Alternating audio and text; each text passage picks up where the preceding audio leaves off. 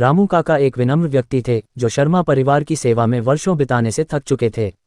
उनके अनुभवी चेहरे पर अनुभवों का बोझ था, लेकिन उनकी आंखें अनकही कहानियों से चमक रही थीं। आस पड़ोस के बच्चे हर शाम उनके आसपास इकट्ठा होते थे, उनकी दशकों पुरानी कहानियां सुनने के लिए उत्सुक रहते थे।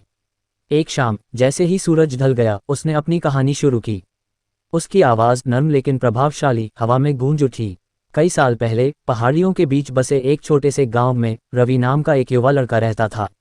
उसके सपने आकाश जितने बड़े थे, लेकिन भाग्य की कुछ और ही योजनाएं थीं। रवि के पिता बीमार पड़ गए और परिवार के भरण पोषण का भार उनके युवा कंधों पर आ गया। भारी मन से रवि ने अपने सपनों को दरकिनार कर दिया और अपने बीमार पिता और छोटे भाई बहनों की मदद के लिए छोटी मोटी नौकरियां शुरू कर दीं।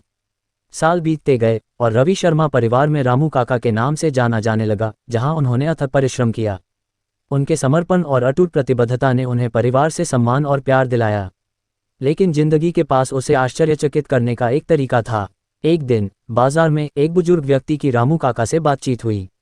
उस आदमी की यात्राओं की कहानियों से प्रभावित होकर रामू काका का दिल भूली हुई इच्छाओं से हिल उठा। बूढ़े व्यक्ति ने रामू काका की आंखों में लालसा देखी और उसे एक छोटी पुरानी पत्रिका सौंपी। अपने सपनों को लिखो युवा, उन्हें मिटने मत दो। उस दिन के बाद से रामू काका ने अपनी शामें पत्रिकाओं में कहानियां, सपने और आकांक्षाएं लिखते हुए बिताईं। उसका दिल हल्का महसूस हुआ और उसके भीतर एक नई आशा खिल उठी। साल बीतते गए और शर्मा परिवार बड़ा होता गया। रामू काका लगन से उनकी सेवा करते रहे, लेकिन अब उन्होंने अपने शब्दों के माध्यम से जादू बुनते हुए अपनी कहानियां भी उनके साथ साझा कीं। जैसे जैसे समय बीतता गया, शर्मा परिवार ने रामू काका की आंखों में चमक देखी।